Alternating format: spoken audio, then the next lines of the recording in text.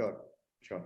Holy Cross Educational Foundation is very happy to organize this webinar on Understanding NEP 2020, Curriculum and Pedagogy.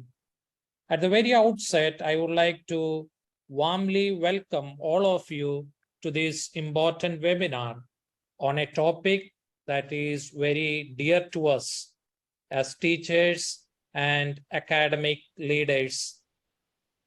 A special word of welcome to our panelists for this evening, Mr. Raghuramanujam, Dr. Indumadi, Mr. Pawan Kumar. We are eagerly waiting to hear you. I also welcome Mr. Bharat, the moderator for this evening's webinar. A special word of welcome to all the principals, headmistress, teachers of our institutions, and all our associates. I hope that this evening will be an evening of great learning and understanding for each of us. Once again, welcome to all of you. And now I request Mr. Bharat to take the session forward. Thank you very much, Father. So, all the participants, a very good evening. If you can hear me, I would like to see your names in the chat box. Can you please type your name in your chat box?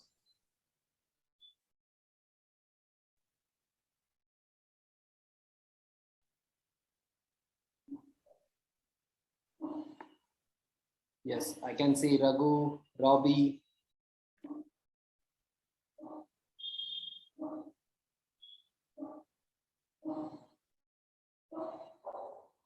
Or you can give reactions like thumbs up, high five, any emojis.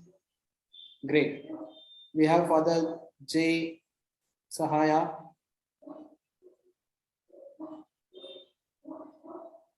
Okay, so we are getting so many high fives, thumbs up. Great. So that means all of you can hear me. So very nice of that.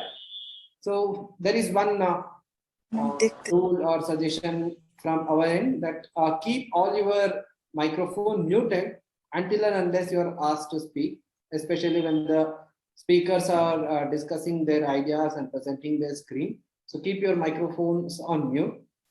So to start with, I will just give a background or why we are here today. So in context of that, globally, like all nations are working towards achieving a sustainable world. And to achieve that sustainable world, they had chosen 17 goals. And education is the fourth goal. And it aims or it looks forward to ensure an inclusive and equitable education, quality education, promoting lifelong opportunities for all. And this globally, we want to achieve it by 2030. To achieve this, the Indian government recently brought out a policy like which is called New National Education Policy 2020, or in short form NEP 2020. So this policy helps us in the sense the teaching community to work towards achieving the SDG 4. So for the participants who might not know or like who want to have a clarity like what an education policy is. So an education policy contains a set of guidelines or rules that aims improving the quality of education and performance of teachers at schools, colleges, and universities, to be in short. So considering this, in this webinar, we are going to be focused only on the teaching, learning, and assessment aspects that are being discussed in the NEP 2020. And we are looking forward to discuss on 4 things. The first thing is NEP 2020 school curriculum structure. What is the structure that is proposed in NEP 2020? And the second objective that we are going to discuss today is how will children learn? And the third is transforming culture of assessment. And fourth is what preparation should we make as educators? So to discuss these four things, we have three of our distinguished speakers, and I would like to take a few minutes to introduce them. Our first speaker is Mrs. Indumati. So Indumati brings a lot of experience. She worked for like more than 15 years in the education, in the field of education at different capacities, which include being a teacher faculty, teacher educator, science educator, curriculum developer, educational researcher, etc. She also holds a doctorate in education from Tata Institute of Social Sciences. Her areas of interest include gender and education, science and society, history of science, teacher education, feminist science studies, etc. She is also an outbound activity person with interest in like trekking, bird watching, hiking, and sustainability living. So welcome Indu for this webinar. Our next speaker is Mr. Pawan Kumar. Mr. Pawan Kumar is currently associated with state education in the capacity of lead, design and readiness. So he works as a state lead in the state education organization. So he also brings rich experience of working in northeastern states and in education sector. So he is a panel member for implementation of NEP 2020 in Meghalaya state. He also wrote his position paper for government of Meghalaya on the subject called like school science, and he have a major contribution in terms of implementing statewide teacher professional development programs organized by Asian Development Bank for the teachers of Meghalaya, and particularly is very much associated with the teachers in Holy Cross. We have personally conducted training for teachers in Jongsha and Agartala. So I welcome Mr. Pawan to this webinar. And the third speaker of today is Mr. Raghu. So Raghu also comes with a decade long of experience in working in different sectors. Currently, he is associated with state education in the capacity of program manager. And he is engaged in leading the program called Teachers Network for Learning Recovery Initiative. This is a program launched by Karnataka State Education Department to limit the learning loss and to overcome the learning loss which was done, which was arrived due to long-term school closure. And he is very experienced in school management and contributed to NEP discussions in the Karnataka state government organized by state SCRT. So welcome Raghu. I would like to hear from all of you, and all our teachers would like to hear from all three of you. And of course, mainly you all the participants, I welcome all of you to this webinar. And to begin with, I would like to first hear from Indu regarding what are the major curricular changes that are being done in the NEP 2020. I hope Indu, you can hear me. Yes, Bharat, thank you. Yeah, further, I'll share the screen now. Thank you.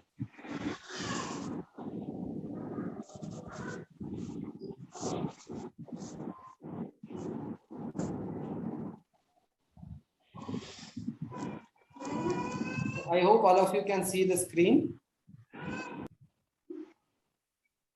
Yes. Yes, great. So, Indu, I would like to reiterate my question. So the question says like, what are the curricular changes that are being done in NEP 2020? Thank you, Bharat. Thanks a lot for this introduction and very good evening, and very happy to be here in this forum and meeting all of you here. So I'll quickly start with the topic. I'm going to discuss on how NEP has been restructured, or what is the current design, or what is the change that has been made. I would request you a small thing here. You could see two diagrams, right? The existing academic structure on the left, and then the new academic structure which is proposed in the NEP. If all of you could note in your notebook or wherever possible. What are the two things that you observe in these? What are the differences? What are the two important differences that strikes you? So maybe you could take a minute or half a minute and look at the slide and the current structure that we have now, and then what is proposed by NEP.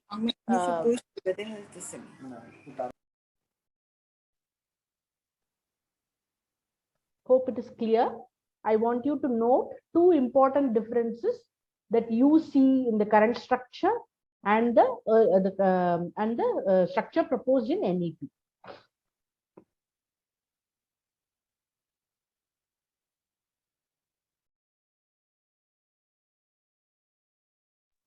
Bharat, can everybody see the entire slide? Yes, Sindhu, we can. Okay, thank you.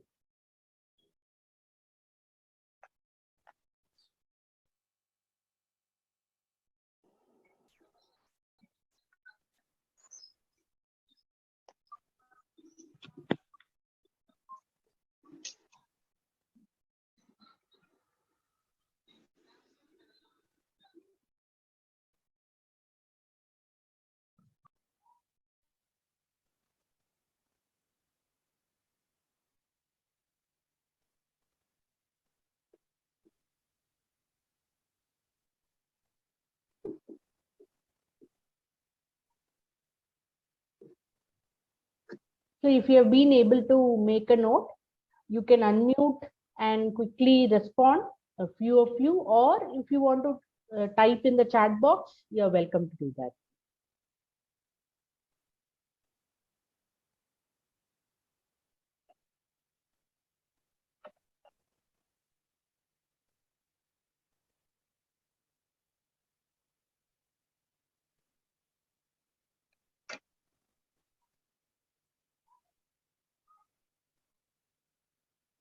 Maybe you could type in the chat box, please, if you're.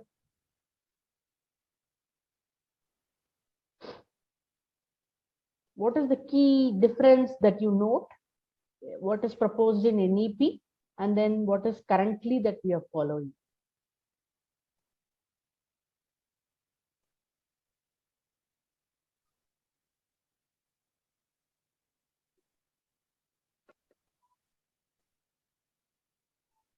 Okay, for the paucity of time, I would maybe request you quickly to share even one thing, anything that you feel. Thank you. Okay, thank you, Raghuram. Okay, more focus. Baishaki. Okay. Baishaki has said that they have 5 blocks. 12 years has been split up into 4 slots in the new NEP. Yes, thank you.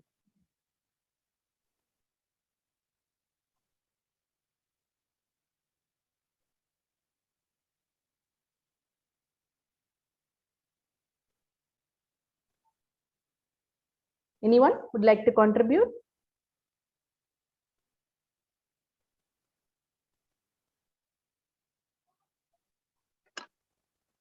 Okay. If I'll like to maybe quickly summarize whatever you have shared, and then we can move on. I could really wait, but since we have very less time, I'm sorry. I would definitely, maybe you can type it later as well, whenever you feel comfortable, but I'll start summarizing the whole thing.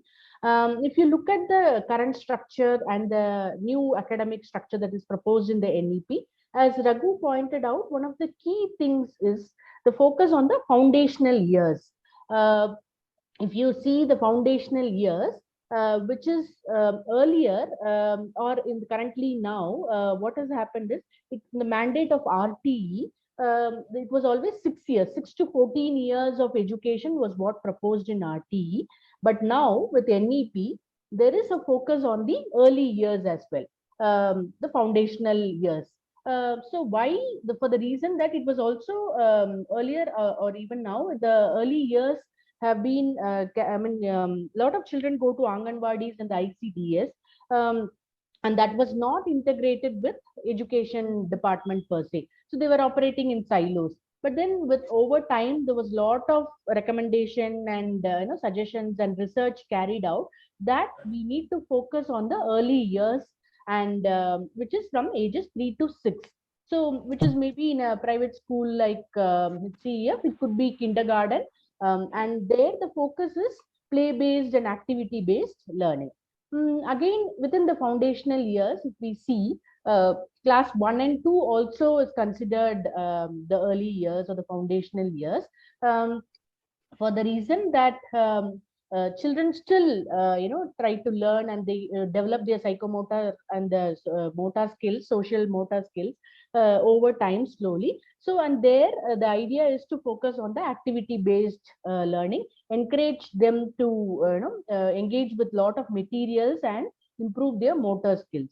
And it's also seen as a multi-level kind of a structure. So, and then if we move the preparatory stage, which is from the grade 3 to 5 or classes 3 to 5, which is called as the preparatory stage. Here again, if we see, it's also play-based and activity-based, and the suggestion from the NEP is that maybe the subjects may not be introduced per se, like it may not be organized as physics, chemistry, or sciences, or EVS, or math, but maybe it can be looked at more from a team-based or a project-based kind of an approach in that early, that is from classes 3 to 5.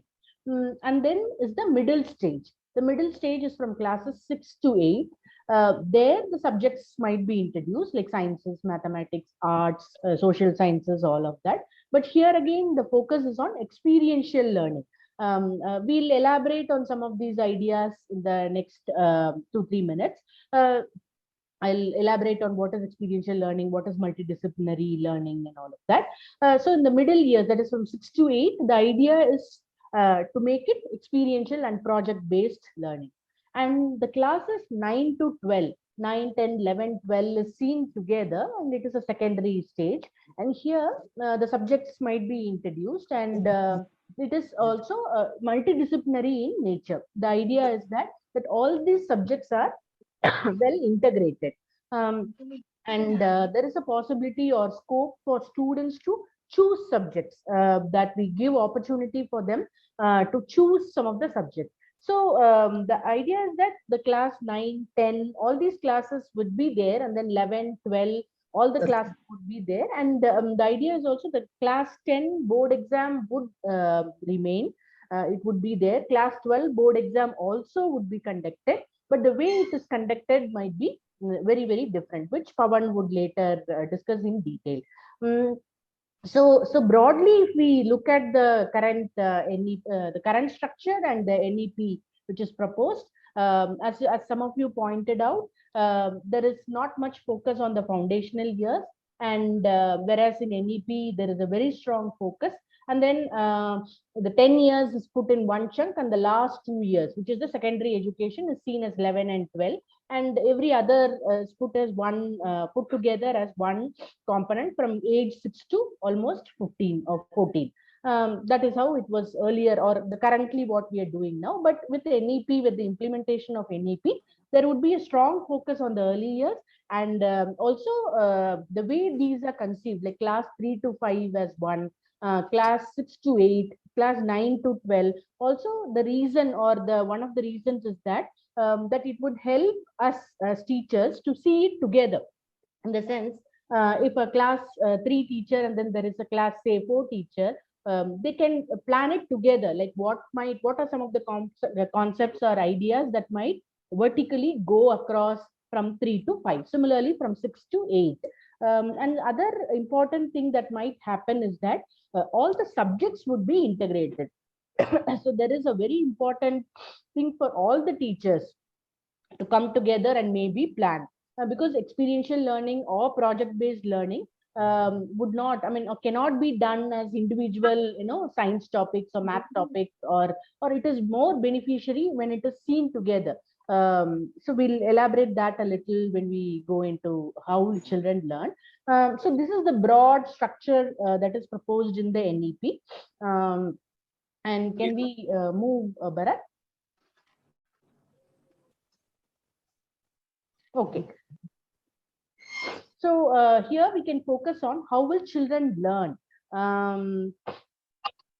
So one of the key recommendations from NEP, it has to be a holistic development focusing on 21st century skills. So what does it mean when we mean holistic development? Holistic development, I'm sure all of you might have heard this term. Would anyone like to quickly add what is holistic development?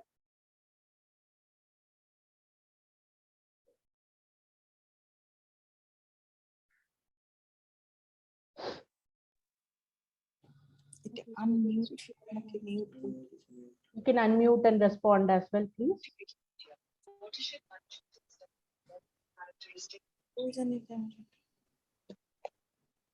Overall development. Yes, thank you, Baishaki.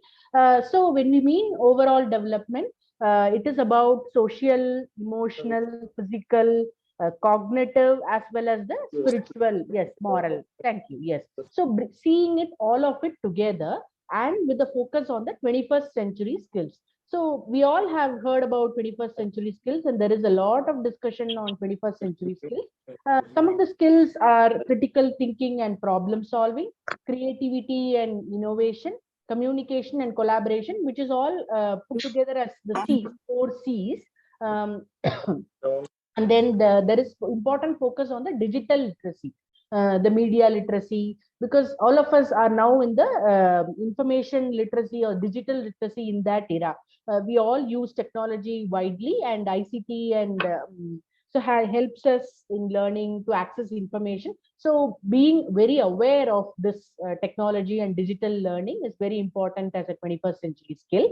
The critical thinking and problem solving or creativity, all of this, if you see, the subjects such as social sciences, mathematics, sciences, all of them promote these skills. If done in a holistic manner or done in an experiential learning manner, these skills are to be promoted. And the other 21st century important skills are something to do with self and life, which is also flexibility, adaptability, leadership, ability to lead and take have a direction for oneself.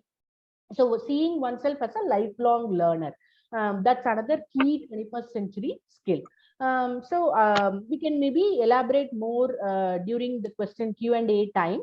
Yes, life skills. So if we look at 21st century skills, there could be, some of them could be capabilities, some of them could be skills.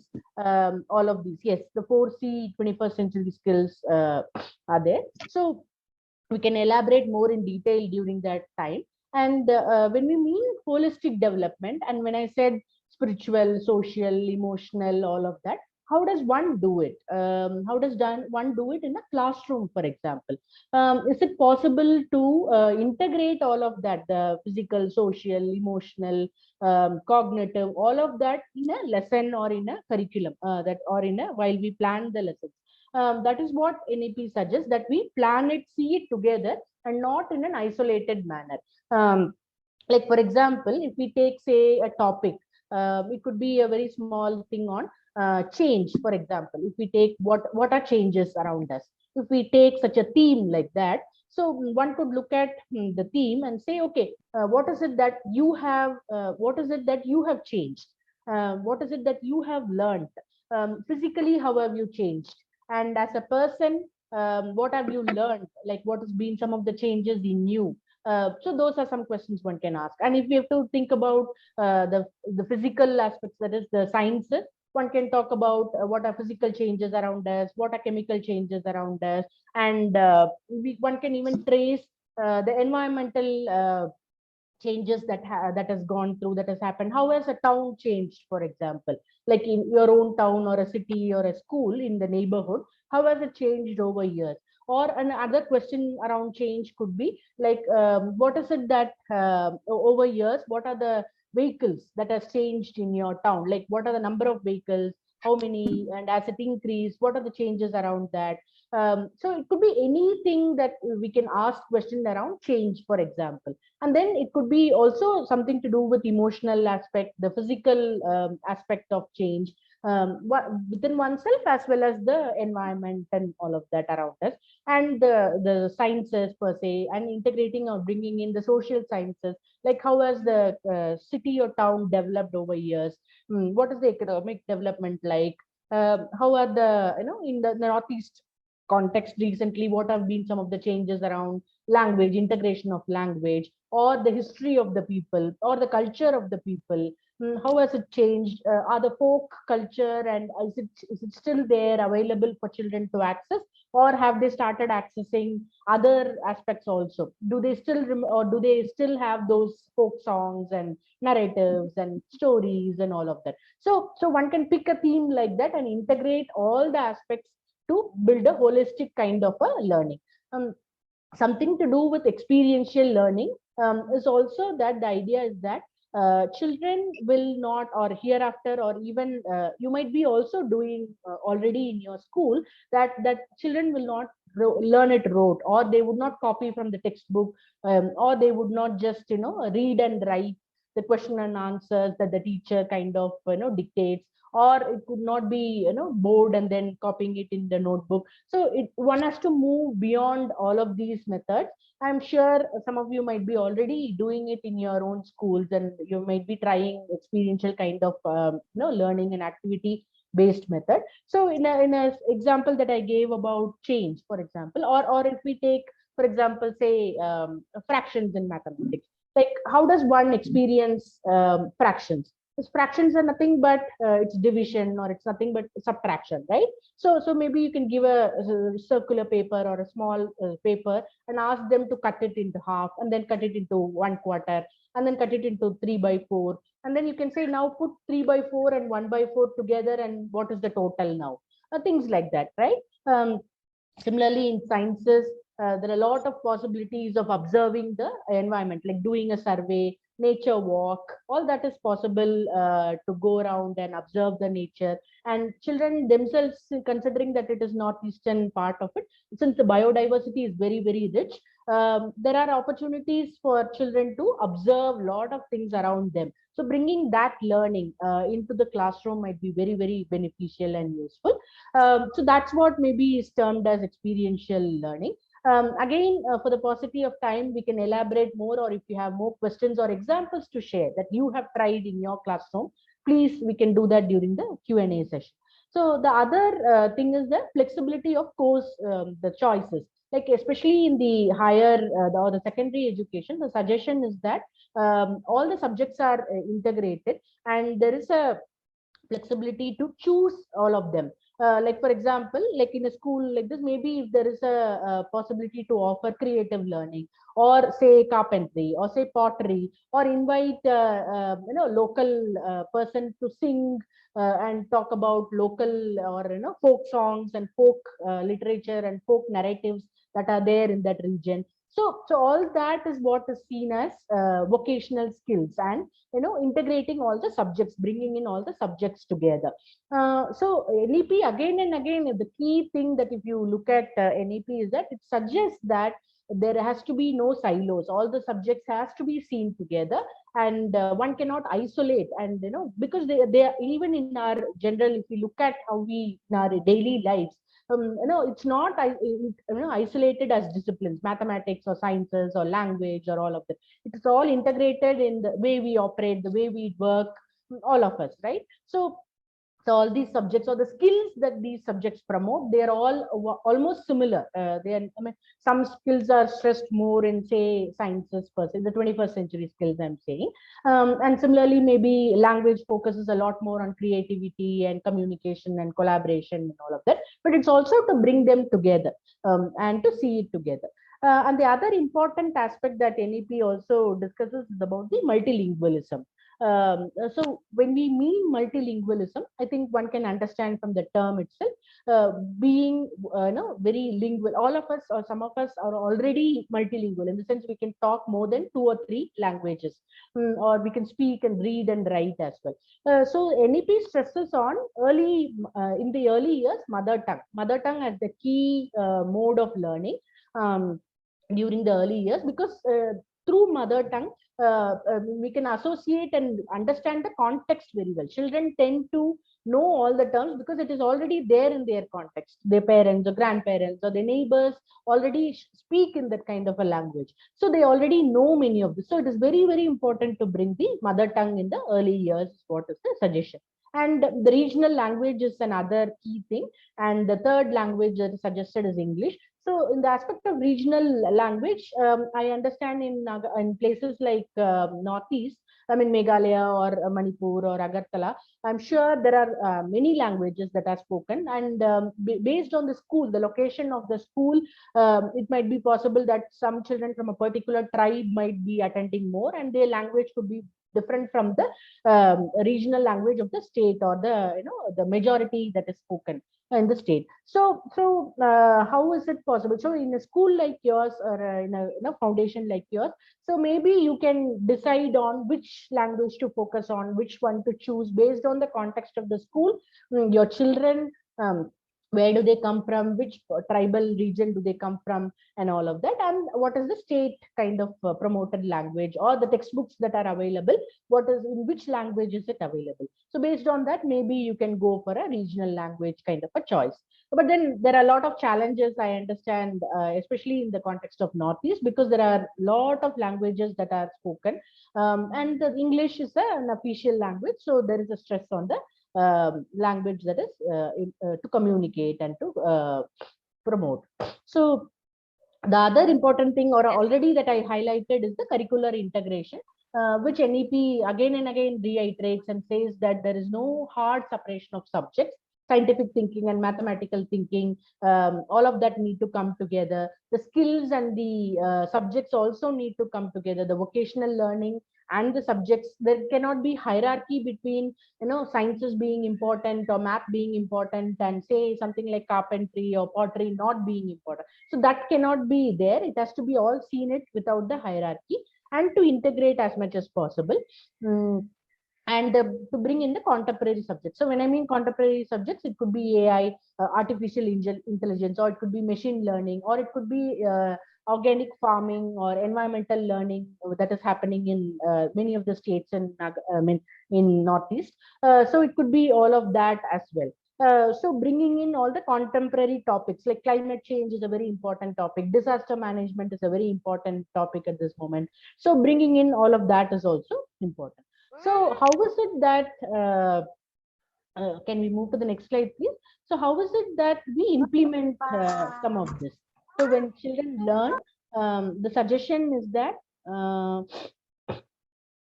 there is NEP suggests that there would be a national curriculum framework for school education. So the deliberations have already started. The states also are now working on their state curriculum framework. Many of the states have started working on that. The NCRT, the central body at the national level, is also guiding the states. So that is already happening. So how to implement these ideas? Because the ideas are there, all the thoughts are there, but then how do we bring it? How do we translate into the classroom? So the first step would be to prepare a curricular framework, which is just starting to happen in across India. And the other thing is the preparation of national textbooks. So when they mean national textbooks, it's about NCRT, probably NCRT textbooks with the local content and flavor. So bringing in all the local narratives and context from the the images or examples from the local context, as I said, stories or folk songs, all of that, or biodiversity, for example. So bringing in all those examples from the surrounding and to give a local flavor, that's a key thing. So when with the curriculum framework, what will happen, the textbooks would be prepared after that, and then the textbooks also might change and it might be revised, and we would have a new set of textbooks. And then the other important thing is to transform assessment for student learning. So if we look at learning itself as experiential and holistic, so then assessment also need to change alongside. So Pawan would highlight on the assessment part in detail. So I'll now stop, and maybe during the Q&A sessions, any questions that you have, we can take it up. Thank you. Yeah, thank you very much, Indu. So Indu had given like very thoughtful ideas about like how NEP is looking at teaching and learning practices in the classroom. So now I have a question to Mr. Pawan. So in the view of changing landscape in teaching learning that is being explained by Indu, how the assessment practices are expected to change. Can you please share some ideas about that? Sure, sure. Thank you, Indu, for such a comprehensive, detail about how school structure looks like and curriculum looks like in the NEP 2020. And you rightly pointed out the fact that since the teaching itself is being transformed quite naturally, the culture of assessment should also be transformed and updated. Before that, I think it's always good to stay connected with northeastern regions. Mainly because of the warmth that you people give when we visit Northeast, and I'm very indebtful to that. And I'm happy to meet you all again. Actually, from I know people have joined from Agartala, like Tripura, Meghalaya, and Arunachal Pradesh, Mizoram as well. I mean, lovely to see you all in this evening. So without much, we'll just move on to understanding how the culture of assessment is, NEP expects the assessment of culture to be transformed, actually. So can we go to next slide, please? Yeah, I think one of the major things that or the aim of the assessment, according to NEP 2020, is changing the way we are looking at summative assessments. So NEP clearly identifies the fact that the culture of our schooling system will shift from one that is heavily summative at this point in time, and primarily which is focusing on rote memorization skills, to one that is more regular and formative and is more of a competency based assessments, which promotes learning and development of our students and tests higher order thinking skills such as analysis, critical thinking, and conceptual clarity, rather than asking too much of questions around memory based questions, actually. So that is one important change that we can expect from NEP 2020 when it comes to assessments. So basically, the primary purpose of the assessment, as explained in NEP, is that it will be indeed for learning. It will help teachers and students both, and the entire schooling system as a whole, to continuously revise teaching learning processes to optimize learning and development for all students. So that is the main intention. Like, generally, as of now, it is not that we are not doing formative assessments. Yes, we are doing. Of course, NEB expects that the loop is closed. The assessment data that we get will be again looped back to teaching learning. Improvisation or revision in the teaching learning process is what is NEP strongly proposing for. And this will be the underlying principle for assessments at all levels of education, right from the foundational level to the higher secondary level. So this is one of the key change that we would expect in the summative assessments that is happening. So having said this, this actually doesn't mean there will be no board exams or there will be no final exams as such, which most of the teachers are thinking like that. It is not true. We'll talk about that little later in the further slides. So can we move on to next slide, please? Yeah. So basically, what is happening is when it comes to how assessment is being projected towards student development, one of the major change that we are expecting to see is holistic report cards. So what do you mean by holistic report cards? According to NEP 2020, the progress card for all students will be redesigned by state consultation with the state or union territories under the guidance from proposed national assessment centers, which we'll be talking about in detail a little later. So in the sense, NCRT and SCRTs will jointly develop a progress card, which will be holistic and which will have a 360-degree multi-dimensional report that reflects in greater detail of the progress or the learning path of the child, which is very unique to each learner in the areas of cognitive domain, affective domain, and psychomotor domains.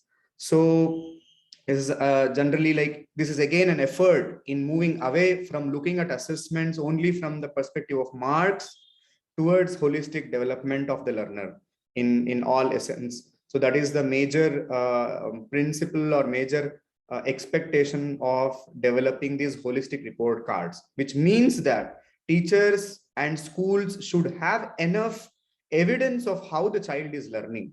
That should, so teachers and schools are expected to document how the child is learning actually. So in addition to this, I think the government of India is planning to develop an AI based software to track the learning progress of the students. Now, generally what happens is we give the marks cards, and the higher grade students will have no access to how or what kind of learning the child has in the previous grades. So this software is AI based software is believed to help give a holistic view and a continuous progression of the how the child is learning. So the assessment data will be tracked for each learner and individual learner, and it will be made available throughout the learning journey of the child from the from the entire schooling experience. And this should eventually help the assessment data or learning progression of the child or the student should help students make optimal career choices. This is how NEP is envisioning to develop AI-based software, which will be eventually developed by the government. So, and then the whole idea of this culture change in culture of holistic report cards is that this home school connection will be strengthened. Like even the assessment domains also has a self-assessment from the child, a student learning portfolio which will be maintained by the schools, and also the parent feedback. How parent also has I mean, we all agreed as educators the fact that parents has a vital role in how the child learns, and parents has that kind of a they need to know what child is learning, what the children are learning, and that kind of access will be available to parents as well in a more robust and detailed manner according to the assessment changes that is being proposed in NEP. Now since it looks like more focus will be more on formative assessments at the school level and continuous assessment that is done by the teacher and self-assessment by the student. When I say portfolio, we are expecting every child to maintain a learning evidence as a portfolio. So it looks like there will be more shift towards formative assessments compared to summative assessments. So this brings us to a question: what will happen to board exams then? Will there be board exams or not? So to understand this, so can we move to the next slide, please? Yeah, so we often we are hearing over WhatsApp or maybe some kind of a hoax news that board exams will not be there, but it is not true. So as you can see on the screen, NEP 2020 very clearly says the current nature of secondary school exams, the board exams, class 10 and class 12 exams are resulting in heavy coaching culture today and are doing much harm. So it also says board exams for grade 10 and 12 will be continued. The existing system of board and entrance exam shall be reformed is what they're saying, right? It will be reformed to eliminate the need for undertaking coaching classes. Now, how they will do it? Now, efforts are already have started to transform the way summative assessments are happening in the country. So testing, the testing or assessments or evaluation will be, summative assessments will be morely focused towards competencies than rote learning or rote memory. So to give you an example, I think a little background on this, Karnataka state has been one of the first states in implementing NEP 2020. This year, they have already started testing this kind of approach where whatever I said about transformation in the culture of learning, that or assessment, that the student portfolio is being maintained. So our own states have already started doing it. So which will eventually lead to reduced stakes of summative assessments. So what happens is now everything that whatever child learns or everything, what is the schooling experience is linked to how child performs in grade 10 or grade 12. Now that culture will be changed is what NEP is expecting, or what NEP is saying about. So basically the summative assessment, importance given to summative assessment will be fairly balanced along with the formative assessments, ensuring that the learning is not just measured only in marks. It will be measured in terms of competencies that the child has mastered. So that is the major change in terms of board examinations. So now if you ask me what is the preparations that is happening, now eventually, as Indu said, at the state level, school curriculum framework would account for all these changes, and states will be empowered, guided by NCRTs to transform their summative assessment cultures. Like educators or diets, say for example, SCRTs will be trained to prepare new pattern of question papers, which will eventually be training teachers also. You also will get an idea of how summative assessment paper question papers to test competencies can be prepared. So that will eventually come down to us, and then now what is happening is the assessment. The moment we say summative assessments, the major focus, as I said, is on grade 10 and grade 12. Now NEP very clearly says there will be key stage assessments at grade 3, grade 5, and grade 8. It will be a common assessments across the nation, census-based assessments to check the understanding or the learning levels of the child, every child at grade 3, eventually at the grade 5, eventually at the grade 8. So this will be again monitored and implemented with the help of SCRTs, of course, by national assessment boards that I'll be talking about in next slide. So these are some of the major changes that we're expecting at the board in the board examinations. Now, who will do all this? Now, that's the biggest question. So there are two agencies that NEP 2020 has already started establishing. One is PARAK, which speaks about which stands for Performance Assessment Review and Analysis of Knowledge for Holistic Development. Now it is actually a standard body under MHRD that fulfills the basic objectives of setting norms, standards, and guidelines for how students should be assessed and evaluated in all schools, irrespective of the boards. So this is again one of the major efforts that NEP is insisting on to bring the synergy between how assessments are happening across different boards, like for example, CBSE, ICSE, and state boards. So though they will have their own syllabus and curriculum, which will be guided by NEP, but the standards set by PARAK will have to be followed by any board that is functioning in the state, basically. So PARAK will be a competent or the authority which will say how assessment should happen. And it will also guide states to perform state achievement survey, which will be mainly focused on, as I said, in the three key stages, 3, 5, and 8, and also focusing on 21st century skills, actually. Now, another competent agency that is envisioned by NEP is National Testing Agency. Now the main motto of this is, as NEP, I have mentioned here in the slide very clearly, NEP recognizes the fact that exams offered by NTA or National Testing Agency shall be conceptual understanding and ability to apply knowledge, and shall aim to eliminate the need for taking coaching for these exams. Now, this is what Indu was referring to when she says teaching culture will be experiential. Now, again, to give you an example, this year, Karnataka government, say, which has already started implementing NEP, has very clearly instructed, or very strictly instructed teachers, saying, we don't want to see you using chalk piece and board when we visit your schools. We want you to do activity-based learning, is what the government is saying. Now, having said that, the focus again is towards making sure that children gain the competency, and hence the National Testing Agency will be supporting or will serve as a premier expert testing organization to conduct entrance examinations for undergraduate and graduate admissions, and even fellowships in higher education institutions. So it is recommended that the NTA testing services should be used by most of the universities for as a common entrance exam, like we have for IIEEE and NEP, NEET for medical exams. The NEP is recommending that national test given by National Testing Agency should be considered for entrance exams of various universities that students will go through after class 12 exams.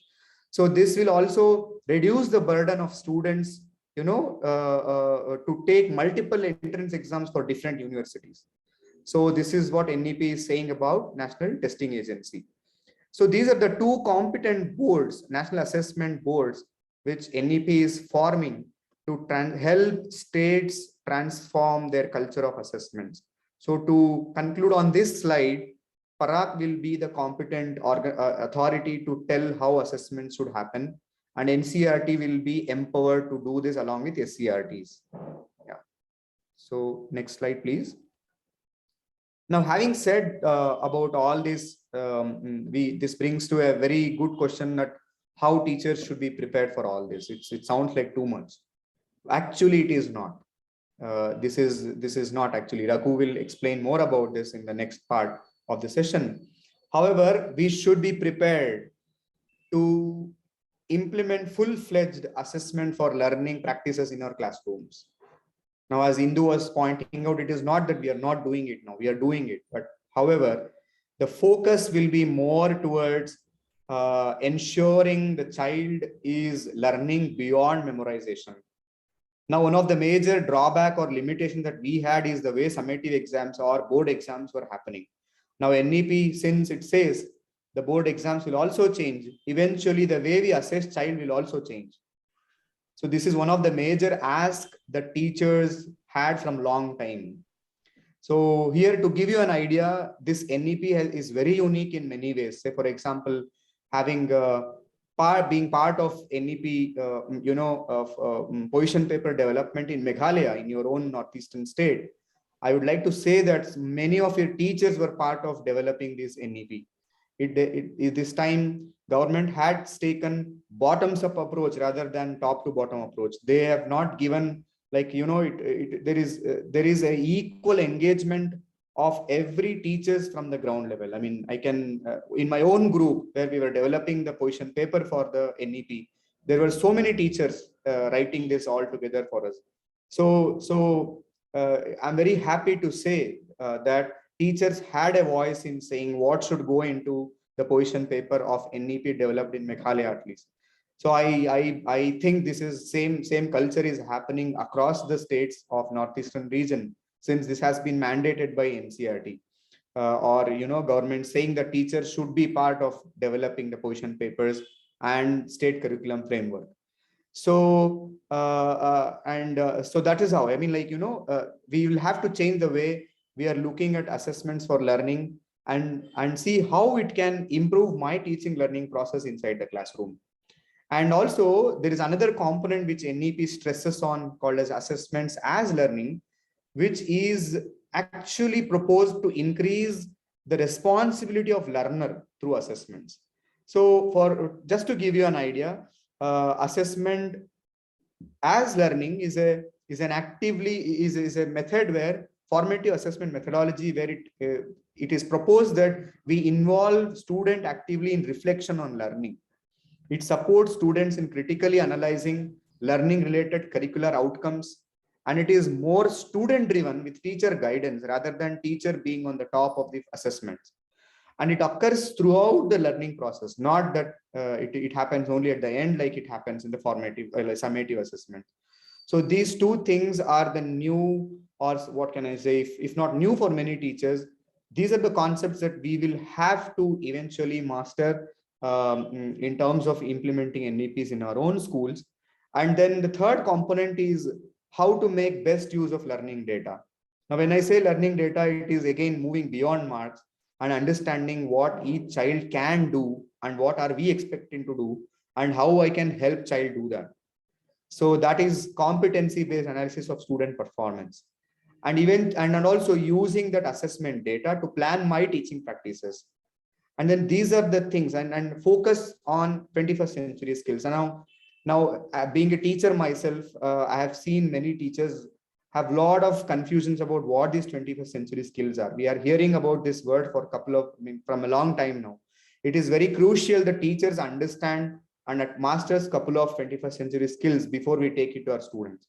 So basically, these are some of the key things that that we recommend that teachers should be prepared about as soon as possible to ensure that the transformation in assessments happen the way we wanted it. Teachers wanted this kind of transformation. We wanted students to move away from rote learning. We wanted students to get away from by hearting things and towards understanding things. And what was stopping us from was the standard assessments that were proposed by the government. Now, since it is changing, it's a happy news for all of us. We have a brilliant opportunity to ensure now the culture is transforming towards actual learning rather than ending up, writing something in exam and scoring marks for that.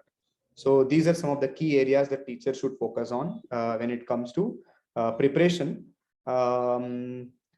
I think I'll stop here. I mean, I would we'll hear more about how teachers should prepare in terms of understanding NEP. That will be covered by Raghu, and Bharat will have these. Bharat has a very interesting question to Raghu, so I hand it over to Raghu, and we'll take up questions if any in the end of this session.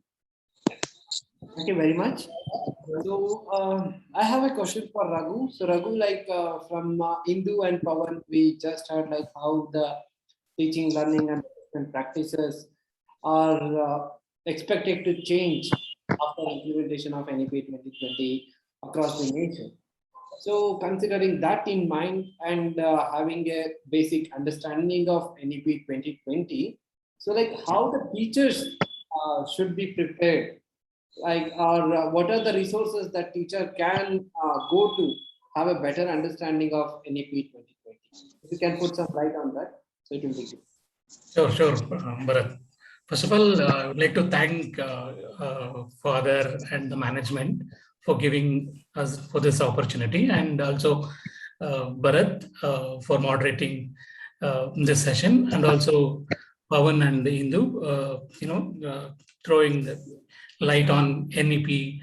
Indu talked about how the structure, how existing structure to the current structure now ongoing, and from there Pawan talked about importance of NEP and assessment, how children will learn, all those things. Now it's also important like movement, like kind of structure for us being an educator, for us, like how it is important. I think before implementing any program or initiative, I think teachers will play a major role in any of the programs. Like I think from if we talk about any program or any initiatives, I think we are the teachers at the ground level, because we play a lot of major role in achieving any of the programs. First of all, again, I would like to thank all the teachers again. Being part of, I could see there are a lot of teachers, and I'm also getting a lot of messages from teachers. They wanted to join, and it's not happening, but still, again, we'll be taking. But I just wanted to again, because since a lot of theory and a lot of gyan given by Indu and Pawan, I just wanted to create one more interactive session, so that I came up with some of pictures, so that based on that pictures, we'll have interactive sessions. Yeah, Bharat. Yeah, so please look at this picture, and what comes to your mind, and keep just, either using chat, you can message me, or you can unmute yourself and talk about this picture. Any one of you, what this picture says, once you look at this.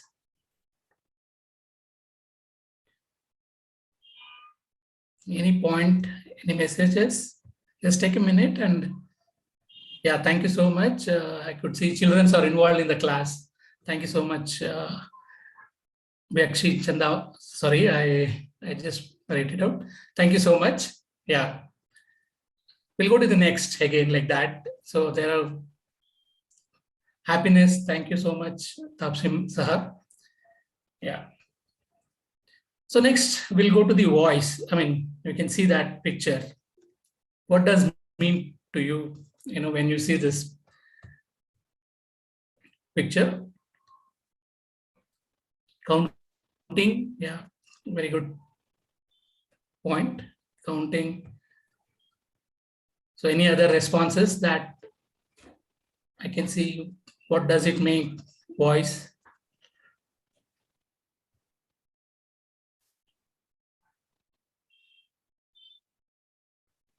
Looking forward. Good answer. Yeah. So let's go to the next one. What is this? Something, I'm sure all of you have known this. What is this picture says? Competition, yes. Systematic, yes. So any other responses? Very good answers. Competition, yes, of course.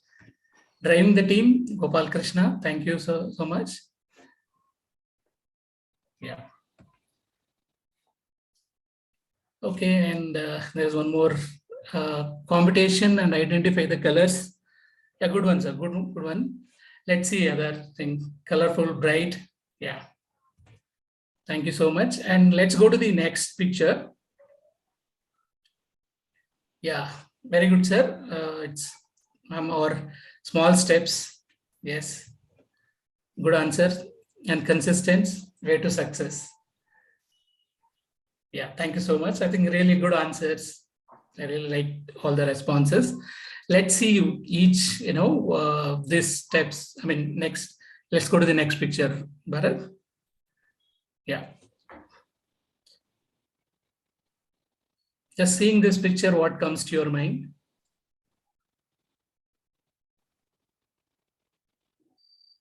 Gopal Krishna was saying about deliberate practice. Thank you so much, Gopal. Consistency, ambitious and dedicated. Yeah. Thank you so much. Yeah. Let's talk about, as most of them really answered all the questions. As you all said, right, it's when it comes to preparedness, I think being a teacher or being our educator, it's always, for us also, like NEP also talks about lifelong learning. That's what they're all meaning. And they're also focusing on the learning outcome rather than just, just scoring marks or just passing an examination. But whatever the learning happens, which we should carry forward to entire our life. I think when I look at the first picture, the teacher, we all said that, children are enjoying the classes and that's interactive. We can call that as a light bulb moment, for teacher. Yes, my class is engaging. Children are learning, enjoying it. That we call it as light bulb moment. So that teacher, for the next class, definitely she or he will come with more preparedness. So they'll do a lot of research. What should be the next class? So I think, of course, we're all doing it. So that's what we wanted to see. That's what even NEP also now we're talking about. Next one was voice it out, or like chance to say in decisions. I think now NEP is also done. We are carrying forward and we are going to implement it soon. But it's again, we are implementing it at the ground. So is there a place for us to voice out or whatever, say or anything, if it is happening or not? And also in any decisions with making, I think as a teacher, we have all the responsibilities to just voice out what is that, or say it's working or it's not working, like that. And the third one, the picture, you all said that colorful competition. Of course, yes, it's the right way. When you look at, that picture, it also talks about the science, right? Aerodynamics. That's what, Bharat, can you just go back to that picture?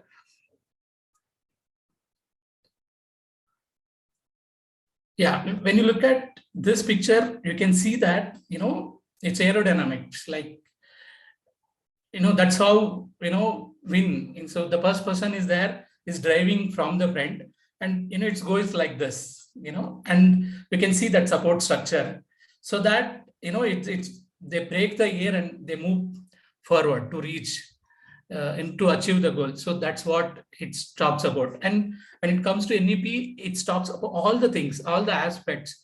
You just take one subject and you connect it to diversity of the other subjects. And support structure, when you look at, so we can see that there are people are coming in bike or car to ensure, this team is going to win. So that support structure also we would need. I think the management is, when you look at this, kind of platforms, I think they are providing for us.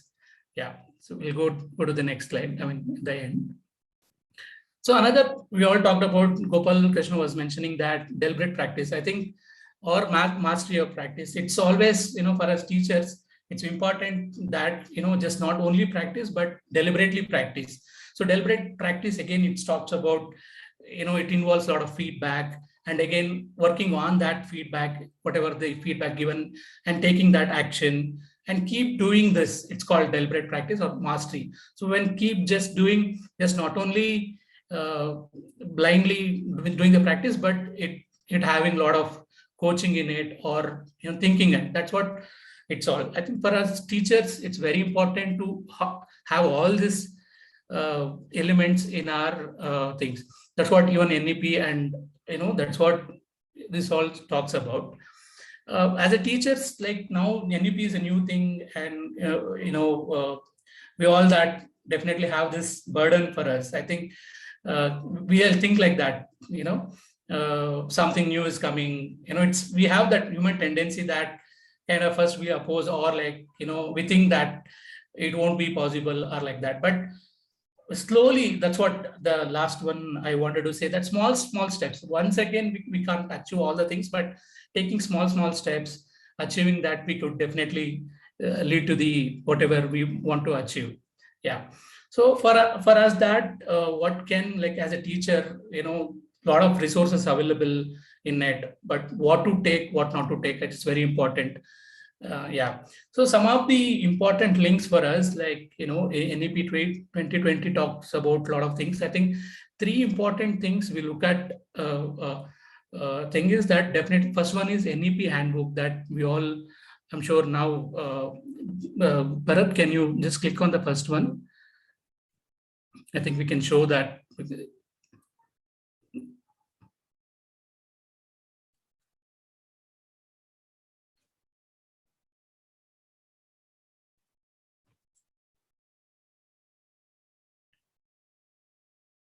One is NEP handbook, and another thing is Nipun Bharat. That's what even government is looking at.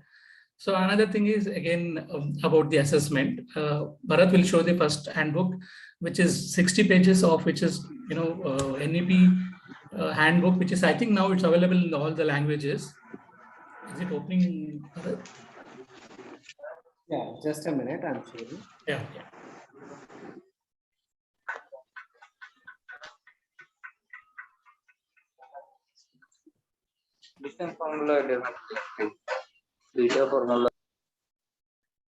Is it visible, Raghu? Yes. Yeah, I think so. This is the handbook, which is now available in all the websites. I think, SCRT website or NCRT website and our MHRD website. I think it's available on the Google also. I think this is the key handbook that we all should go through. It talks about all the things, whatever now,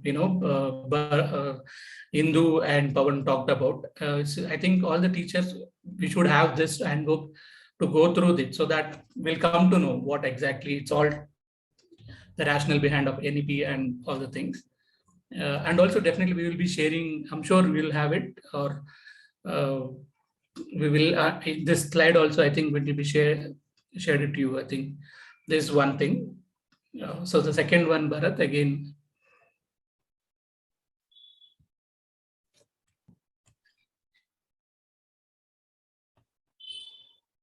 Is it visible? Learning outcomes at Element? Yeah. So another thing is, as Indu and Pawan was mentioning about, now it's all about learning outcomes. Like, earlier we just like, just passing the exam and thing. Now, as a teacher, now our main responsibility is about how to connect this all to the learning outcomes. I think that's what now, Pawan was mentioning, that we don't want the results, but what student have is like gain the knowledge now. I think that's what. So now this NEP is again connected to the learning outcomes. Just scroll through, Bharat. So in each element, they have mentioned what learning outcome should achieve. Like for each subject, I think this document will talk about all the learning outcomes. I think now this also, it will be available in all the languages, Hindi and other languages also. Yeah, so you can see like learning outcomes on each subjects, which is mentioned, like mathematics. So in each first standard to whatever standard, for each subject on each standards, there is a prescribed learning outcomes. I think that's what we wanted to see. The next, yeah. So other document, but I think because lack of time, I think we'll share it in. Another important thing that now we're all focusing on that, I'm sure Nipun, most of us, we've all heard about this. That's what now they're FLN, Foundational Literacy and Learning. I think, so this is again 300 pages document. It's very useful document. I think we all should go through it, because that's what now, system also looking at the end, so that we wanted to achieve these skills. Like maybe without experience saying that, the 7th standards kid, is not able to read or do basic things. I think that's how, this all NEP or the system now wanted to focus on this Nipun, or more focusing on the FLN. I think these are 3 documents, I think, as an educator, as a teacher, we should go through all these things, so that we'll get complete idea about NEP or coming, whatever the new strategies or new programs will come. And another website is that for us, it's very important that now NEP, the first, Karnataka is the first state to implement this NEP in India. I think they have already conducted a lot of trainings at the state level, and also at the district level, and also at the block levels. I think even Karnataka has a separate page on NEP. It talks about history and what are the documents available. I think these are the link. So there you can get a lot of resources also. I think Bharat, just click and we'll show. Which link? This the DSCRT Karnataka.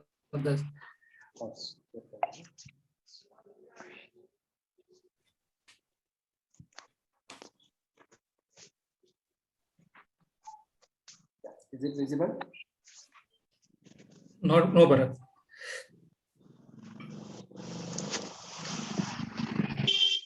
Yeah. So here, I think, I'm sure even other departments soon will come. I think here we get all the policies, like, from 1986 to now, till now to 2020. I think what are the policies talks about, it shows, we get all the documents here, and which is again authenticated, which is again from the department of, Education Department of Karnataka. Yeah.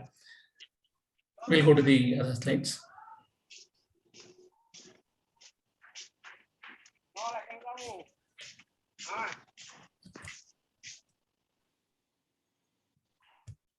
And of course, for NEP now, at the national level, there are a lot of events are happening.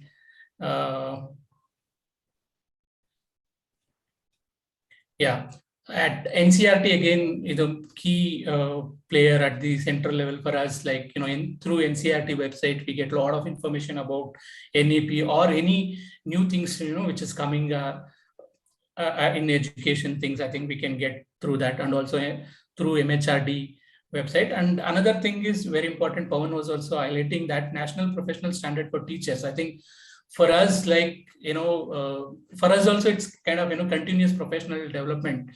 Teachers, like we for instance, like, for example, now see this, we are all earlier, we used to have face-to-face interactions.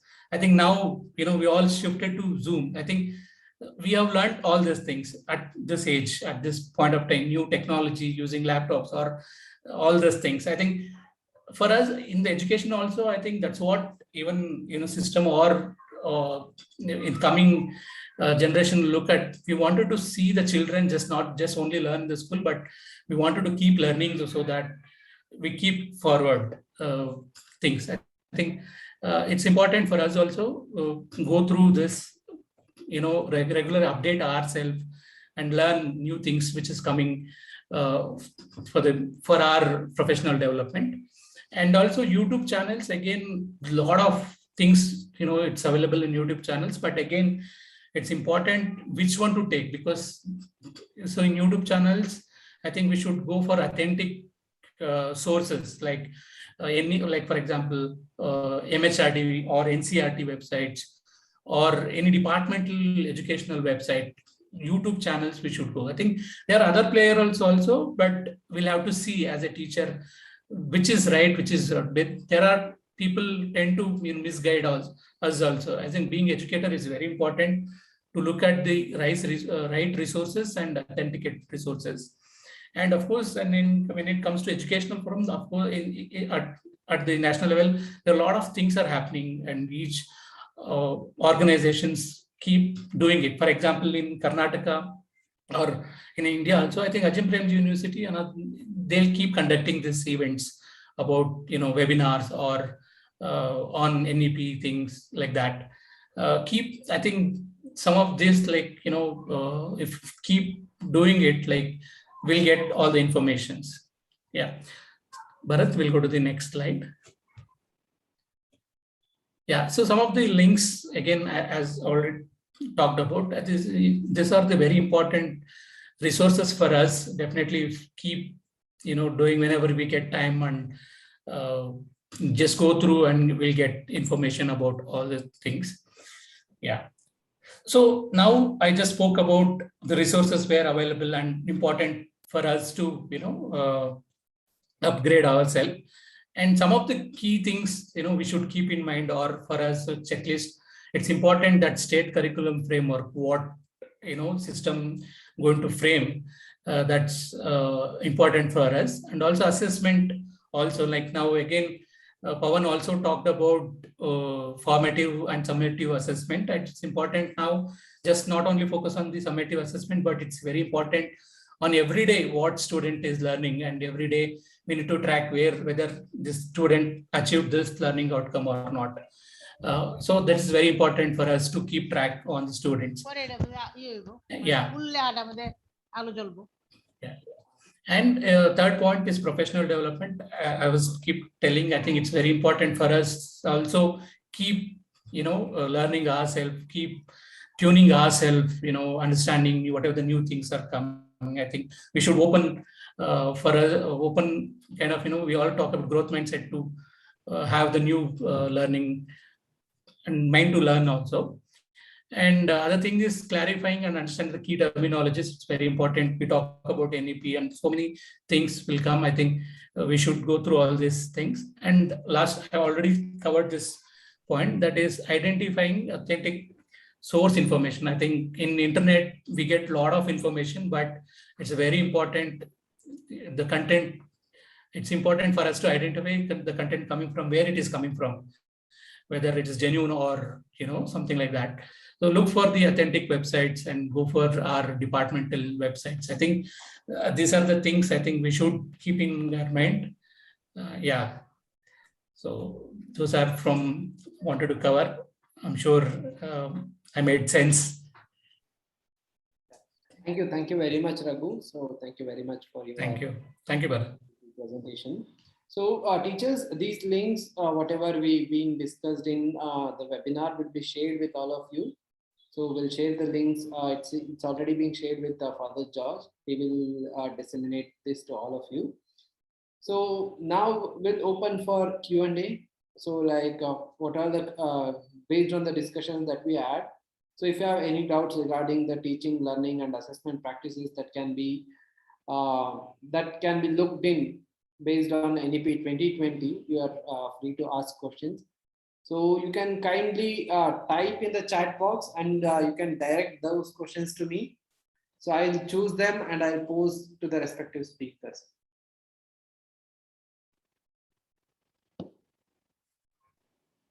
So if writing in chat box to me is difficult, then you can unmute and share, but we prefer going through chat box. Yeah, otherwise you can raise the hands in the Zoom, so we can unmute them and we can pose the question to our speakers.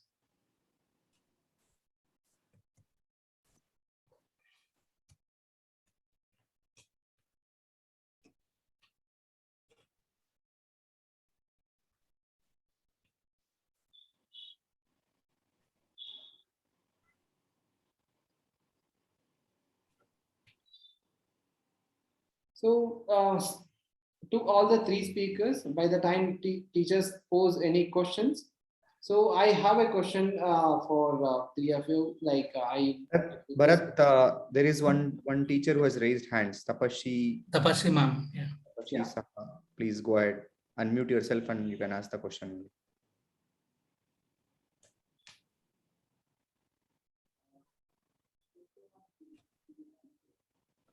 Tapashi, you're on mute. Please unmute yourself. No.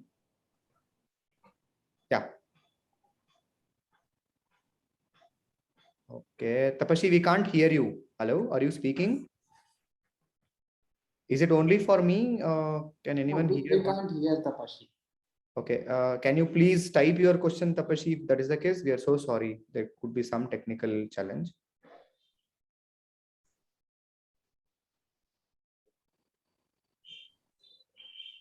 Yes. Speakers, by the time Tapashi types question, I have a question for all of you. So we spoke about like learning being holistic and changing our teaching learning practices and assessment practices. So considering this in mind, like what are some contemporary subjects that teachers should be aware of to practice all these things?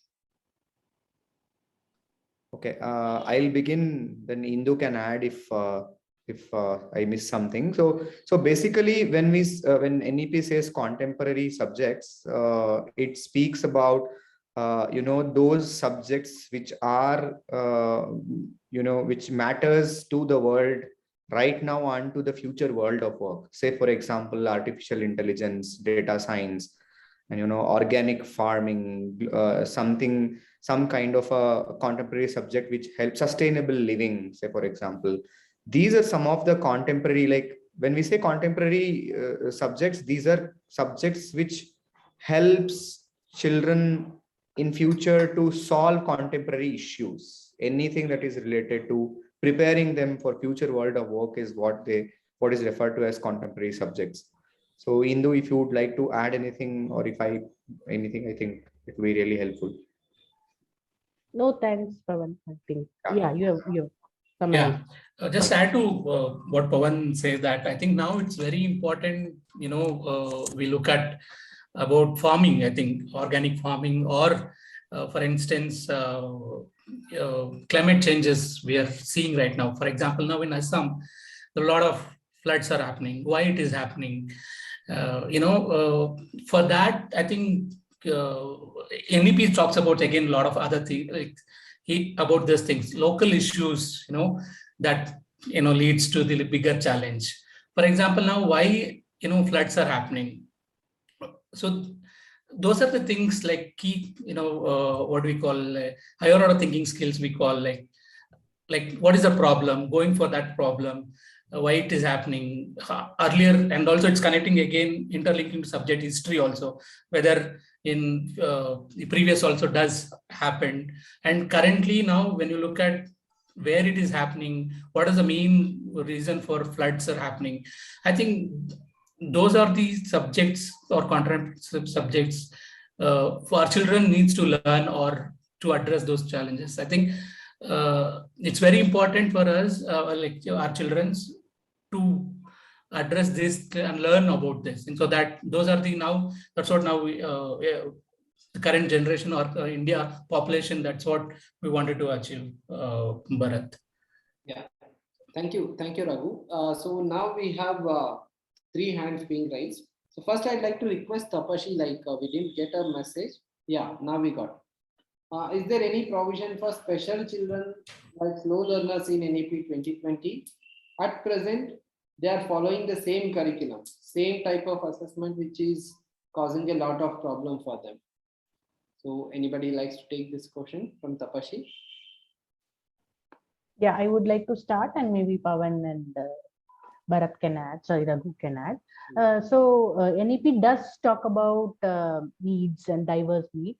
and gifted children as well. So I think the way it is said is that if the curriculum is very inclusive, if there is a possibility of including all these children, their various needs, and even within assessment, for example, like how can we have a differentiated assessment, or how can we have a differentiated learning in the classroom? So NEP does talk about inclusion of children of various needs as well as gifted children. Children who are at a higher level, maybe they have, some of them are child prodigies. So how do we, encourage and work with them as well?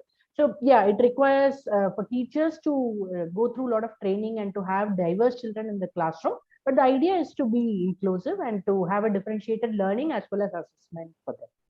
Yeah. Yeah, I think Indu rightly pointed out the fact that teachers need to be prepared first. That is what NEP has a separate section called support for gifted students or students with special talents. So basically, it speaks a lot about how NEP insists that through organizations like NCTE and NCRTs and state SCRTs, that teachers should be first prepared to identify these kind of gifted children or special students, and then extending to what Indu was referring to, the curriculum itself is more of a project based with very thin separation between curricular and non-curricular or scholastic or co-scholastic activities, which should definitely be inclusive for inclusive and equitable for many children with the challenges having being rightly identified. So this is on one end. To extending another end, like gifted children is also there. So NEP also insists a special track and support for such students as well. So I think that is being taken care of. For your reference, it is available in section 4.43 of NEP 2020. Yeah. Thank you. I think Romi Saha has raised her hands. Yeah. Before going through Romi Saha, so Tapashi have a follow-up question. So she's asking, like, what about experiential learning for such students and higher order thinking skills? Okay, I think Indu, please add if I leave something. Like one of the main focus that NEP lays out is, of course, implementation of which should be discussed in detail at the state level is, as I said, differentiated approach. So the path or the progression of learning for each child will be defined very strategically and separately for that. Say, for example, in some of the programs that we have in Karnataka, like the child has the flexibility to choose or be in their own path, at least until if the child becomes master in FLN. We call it very famously across the world, it is referred to as Nali Kali program in our state, where the child has that freedom and choice or the flexibility to learn in its own pace. The curriculum itself is designed like that. So NEP envisions such type of curriculum to be designed, basically. Yeah. Thank you. So now I'd like to request to Romi Saha to. Yes. Good evening Hi, to all those who are present here. My question is some part of the question is already answered by the last answers which were given, but then still I would like to just repeat a question, like, are we moving towards the skill-based education from the school level itself only, means towards that direction? So that will be like we are molding the children towards the skill-based instead of creating mass of students just going in one direction, and then they are just suddenly after class 12 they feel like what they are going to do. They are sometimes, some know what they are going to do, but some are very puzzled. So will it be more specific, like goal oriented? So that is one question. And the second one is, how is this going to affect the teachers? Because as we teachers are just coming new to all this, so will it be, means it will change our efforts, means like we will be putting much more effort that we are bound to give, but then still in what way is it going to affect the teachers. So in a positive way, definitely. But then more specifically, in what way? That please. That's a brilliant question, Romy, but not easy to answer though. Yeah, please. How much load we are going to get, and will it be stepwise? Like like as the slides were shown, it was shown it will be taking small steps at a time. Absolutely. So that means we need preparation beforehand. So you cannot go to a class and do the stepwise things. And are we going to be trained for this? So how we are going to be moving towards this NEP? Yeah, So that's a good question. Thank I think the answer has there are various levels of answer to this. I try to add, but Indu and Raghu, please help me if I miss out something. I think when it comes to your first part of the question, the skill based or competency shift towards that, I think we have to look at this from 2 or 3 perspectives. One is how curriculum and syllabus or textbooks eventually will change. So the curriculum itself, it very clearly, in one section of the syllabus will change in some way. Will change. So it NEP very clearly says reduction in the heavy curriculum. Like as you rightly said that, it's not that we will put everything. I mean, it very clearly says in 4.5, curriculum content will be reduced in each subject to its core essentials to make space for critical thinking and more holistic inquiry-based approach. So you very rightly identified that approach will be towards competency or skill. That is first part of the answer. Second thing is, yes, actually now with current structure and children has a lot of confusions. At grade 12, it's a crossroads. They can't decide what to do. So here again, the curriculum structure says there will be a lot of vocational subject opportunities for children to learn. So right from grade, in the secondary stage itself, children are encouraged or exposed to a lot of vocational subjects using which they can explore their interests. And this will be highly contextualized to their local expertise. Say, for example, I'm envisioning, including some vocational trainings like living root bridge in Meghalaya, I mean, which is very unique to Meghalaya alone. Something like that, strengthening the local culture, local context, and expanding it to the bigger, larger world, as Bharat was pointing out as a part of sustainable goal. Third thing, preparation of teachers. I think government is handling it in various levels. One is there is very beautiful website or structure which is government is coming up called as Nishta, then or Diksha portal, where teachers have access. Anybody, even I can log into that and learn what is happening and what kind of trainings that we should get. That is there. That is coming actually, and then. I'll just show you this channel. I'll just for your reference. This is a home page of NCERT official YouTube channel. If you see here, there are a lot of live sessions also happening, and it's free. I mean, I really wonder. I can see only less number of teachers attending here, but it's a resource which we should make useful of. I'll give you an example of inclusion and equity. If you know Bethany Society is contributing to how inclusive education should happen in Meghalaya. Now, I think you know the beauty of how it looks like when Bethany joins it. Bethany are pro in that. They're too good in planning inclusive education, and they have a first-hand experience and evidence of what things work in inclusion and what not. So I think this is how NCERT is envisioning to do it. And I had my personal experience of working with Bethany Society in planning inclusion. Inclusive education position paper for the government of Meghalaya. So different sectors of society are being engaged in planning the curriculum. It's not like earlier it used to happen. No, only a committee used to do it. It's not like that this time. So I think Indu, Raghu, if I've missed something from your experience, please add in. That sorry to interrupt. That means it will be more like local things will also be taken into account. Absolutely. And the children will be given information about that. Another just small question added to it is this is then we are going more scientific, isn't it? We are going towards some kind of scientific direction. Yes. Okay. So, but then is there any level from class 9 to 12 where there will be special kind of some guidance will be there for the children, so that they know in which subjects they are good in, and then it is bifurcated. Like we mostly So you're on mute, Romy. to You're take on. up. Yeah. Yeah, no, just a call.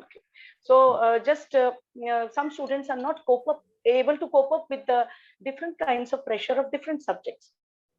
So in that case, will there be some segregation of the subjects or reduction of subjects, or there will be some kind of relaxation for those students?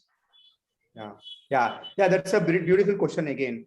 I'll try answering this. Please, Indu, add if I miss. The NEP speaks about empowering students through flexibility in course choices. It is in 4.9 and 4.10 section, if I'm not wrong. It says in each of the 4 stages of school education, in accordance with what is conducive for different regions. So schools or the states can come up with innovative methods to give greater flexibility and exposure to students based on their interests and their choice, and help them do better in what they want to achieve or they want to have. And as I said, I'm very much looking forward for that AI-based software, which says that it will help students make better choice. But answering to your question on timeline, to give you an example, we are expecting the NEP, for example, implementation timeline says the changes in the practice, I think it takes time. We are expecting teachers to change by 2024 or 34. It takes too much of it. Yeah. No. I'm not saying it will start from 34, but eventually things will see visibly, kind of completely 10 years. Yeah, exactly. It takes time. It takes time, but things have started, and I'm happy to share that whatever timelines that government had laid out, despite COVID, we are on track. It's moving on. There is no delay. Thank you so much. Thanks a lot. Indu, Raghu, please add if I have missed something. No, I think, sorry, go ahead, Indu. Like the way Raghu said, there is a clear support system that is planned. Like also like Pawan highlighted, there are these multiple resources and multiple ways of accessing these ideas, or even curricular ideas, or activity based learning, or lesson plans, all of that. So through Nishta to Diksha, all of that, there is a plan to empower teachers. And the professional development of teachers also will take time. It will happen slowly, and the idea is that we see changes over time. I mean, we need not be bogged down immediately by looking at the curricular framework. Slowly it will seep in, the ideas will seep in. We need to understand and have hold of some of these interesting ideas. Like, what does experiential learning really mean in classroom? Is it possible to do in a classroom with 30 students or 40 students? So how do we do it? So all of that, again, it is possible maybe Nali Kali kind of a thing happened at, say, the foundational years or till class 1 and 2. So is it possible to take it forward further ahead? NEP suggests that it will be experiential, project based till at least grade 8, and 9, 10, 11, 12, as Pawan pointed out, it talks about how the subject choices can be made, how children will be allowed, or there is scope for children to choose the vocational or the subjects that they might be interested in. So I would suggest that we are all together in this journey, and there is a lot of support available. And as a teacher, it does take time to see some of these happening in the classroom. And hopefully there'll be multiple professional development, both from the center, both from the state, and many NGOs and organizations are involved. Like, this itself is a very good example of how professional development can take place, right? So over time, I'm sure we'll reach that level. Thank you, Indu. Yeah. Raghu, you want to add anything? Yeah, in the middle, I missed some of thing what Indu said. But like what want to just answer to ma'am was raised about the skills. I think in 4.26 it talks about the skills, especially on the local skills that if one teacher we can't address all the skills. But so in NEP it talks about the supporting local skills, like for instance the carpentry things or pottery things or like, for example, organic farming, something like that, where there is an exposure visit also. I think it talks about 10 days, bagless day or bagless activities, which talks about that. In Karnataka, we have that bagless. So that, there is exposure visits also. I think it's from 6th standard to 8th standard, and also for higher secondary also. There is again exposure or place for online things also, where they can meet all the things. Yeah, there is a provision for that also, I think, to learn the local skills, for students also. That's what just wanted to add. Thank you all. So we have one last question from Gopala Krishna. So Gopala Krishna has raised a hand. So you can unmute. Thanks, Bharat. So I had similar question what Rumisha had, but I'll ask in different way. Same question only, but I'll add some more questions to that. So for the effective implementation of NEP, what kind of support is provided by the government in improving the capacity building of private school teachers? Because when I was going through the NEP implementation plan, I didn't get proper implementation plan, but I was just going through it. So I have seen like in 2021, NISTA has been introduced around 3 crore teachers were registered. Only 2.6 crores, 2.6 crore teachers are completed the course. And again, several trainings has been introduced by Nipun Bharat, and also to encourage check the well-being of the students. Something more Modapam has been launched, but I couldn't see anything on private school teachers. So, and Indumati ma'am also was speaking in the beginning slide, we need to update ourselves on 21st century skills. So in primary schools and all, I have seen so far like the teachers who completed 12th standard or coming from degree first year, some basic schools, they were teaching the students. So how government is supporting that kind of teachers in future? Like especially private schools, when it comes to the government schools, there are teachers in rural and remote places. I don't know how government is reaching to that kind of teachers in government schools. Like when it comes to Meghalaya, there are many interior places, remote places and all. I don't know how the assessment is happening. So both to Indumati and Pawan the question is to them. Yeah, that's again a hard question to answer, but still I'll try to give you a quick idea on that. I think implementation of any policy, I think we all know it's a very challenging task. That too with a nation with such a big country to ensure that it happens. Let me share an interesting fact with you, which speaks about NEP implementation, which is released by Press Information Bureau, Ministry of Education. There are a couple of interesting points which we can find here. Like NEP, it says in the second point, if you observe Gopala or another teachers in the group or educators in the group, it says recommendations. It's very specifically about implementation plan for school education. It's an update from PIB. So very authentic one. So NEP says, it's very clearly says the provision is being made for 20 years. This is the timeline that we have kept for ourselves. So it's and therefore implementation will happen in a phased manner, is what they say. And what government at the central level is doing is, it is capacity building the states to roll out the implementation plan. So to give you an example, like as I said earlier, Karnataka being the first state to implement NEP in the country. So Karnataka has initiated a formation of NEP implementation task force at the state level. So each state would do this at their own states and at their own capacities. And NCERT will be closely guiding them, or a Ministry of Education or Ministry of MHRD will be closely guiding them. And there are a lot of, I think you can see here, there is something called a Sikshak Parv that was happening to hear the voice of the teachers, and around 15 lakh suggestions were received from the stakeholders, which are being examined at the central level now. So I think it's very, I mean, I can't go through like take through everything, of course, but these are some of the interesting updates that PIB is giving. I suggest all teachers to please keep track of these kind of authentic information that that government is giving. Say, for example, here it very clearly says CBSE exam reforms have been initiated, and CBSE will introduce improvement in examination from the year 2021, which might get delayed by another year.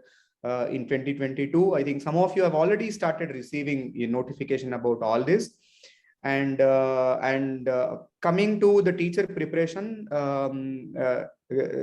Nishta is open for anyone in the country, Gopala. It's not for only government teachers. Even private teachers can do it. Only that to private teachers or private schools, government can give guidelines, and it is up to private schools to take the responsibility of training their teachers. So government can't mandate that we will train private teachers also. It is up to, father, just to pull your leg, people like father who has taken this initiative. See, this is one brilliant example. Father has initiated, government has not said father to do this. So this is how private schools should prepare themselves coming forward very rigorously to implement NEP. To end this, before I close and hand over to Indu, because Indu will have some points to add. There are a couple of similar messages in my group, in my chat box, saying our school is not prepared and we don't have infrastructure and all that. Don't worry, you will have enough time. And it's a wrong notion that activity-based teaching requires a lot of materials and infrastructure. I'm not saying that it is not required. I do very, very true that basic infrastructure is essential. At least addressing this gathering of HCF, I'm very sure HCF has ensured a strong infrastructural support to all schools. That I'm very sure about, because I myself have visited a lot of HCF schools, and at least HCF schools are ready for that. So having said this, there will be a lot of support given to you and a lot of capacity building happens. But we, having teacher myself, I'm a teacher myself, and Indu was also, and Raghu was also, he also, associates with a lot of teachers on everyday basis, I must say. We insist teachers take responsibility of preparing. Please do reach out to experts, make best use of resources that are available. And as all of us are pointing out, start with small steps and we all will reach there as a community. That's the only thing that I can say. I think over to you, Indu, Raghu and Bharat, if you have to say anything.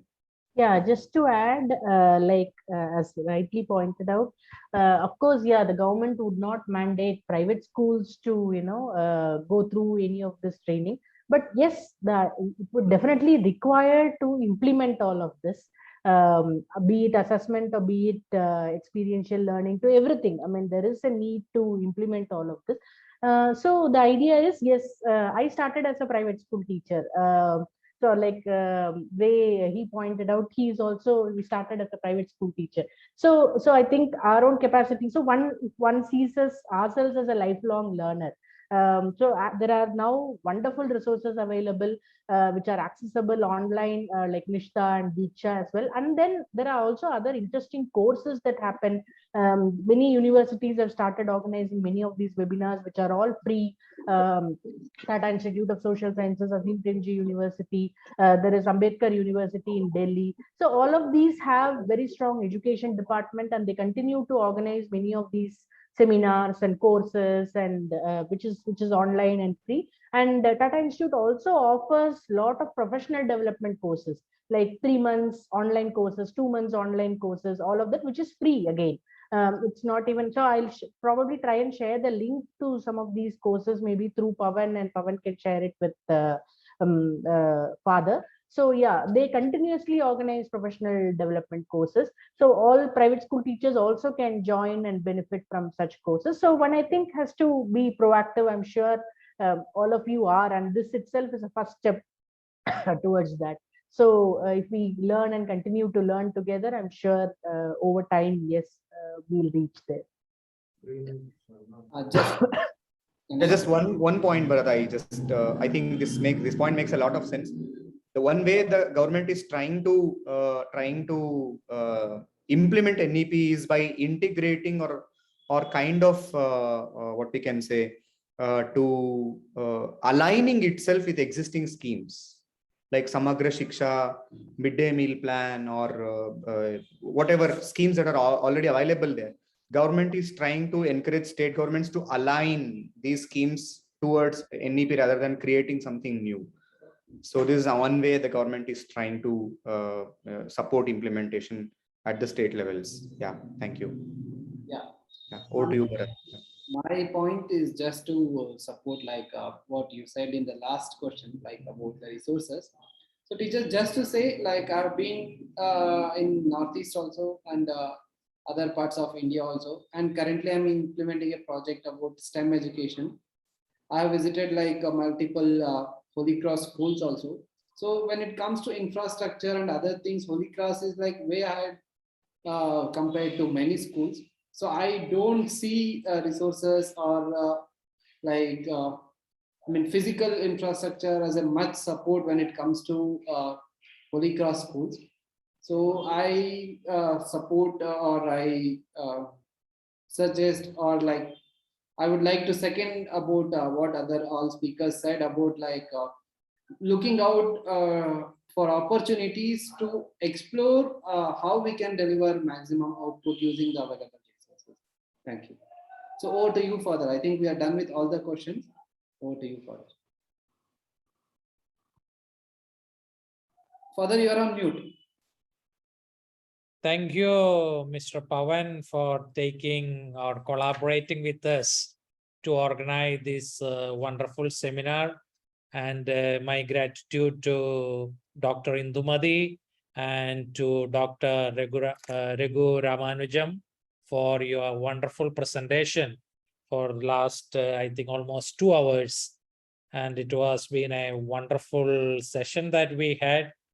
And I offer my apology to most of the principals because we had some technical problem and more than 100 people could not join, but just want to assure you that we will share the recording of this 2-hour session with you all. Also, we are thinking of organizing one more session with more intake capacity. We will work out that and we will let you know. But still, I know I was getting, for the first 20 minutes, I was getting messages and I was quite disturbed what to do and I was feeling very sad, but very bad. But my apologies and we will try to organize. So we hope that those who have joined have understood some aspects of NEP, and surely we are not going to learn everything at one go. It will take time, and HCF will support every school in every way possible to undertake this journey of NEP, introducing into our own schools in various ways. And we are very much committed to that. And we are working on various strategies with regard to the professional development of all our teachers under HCF. And we will be starting that soon, or maybe in the coming year, we will begin it in a proper way. So rest assured that we are there to support you, and we will be there to implement it in a proper way. So once again, my great gratitude to all our panelists this evening, and you have been wonderful. And thank you, and God bless you. Thank you, Father. We really enjoyed the questions, very thoughtful questions, actually. Yeah, it was a very interesting and provoking session. Thanks a lot. Because our teachers are all doing great. That's and they are good students also. That's why they are great questions. Thanks a lot. Bye, Thank teacher. you. Yeah. Bye. Bye. Thank you.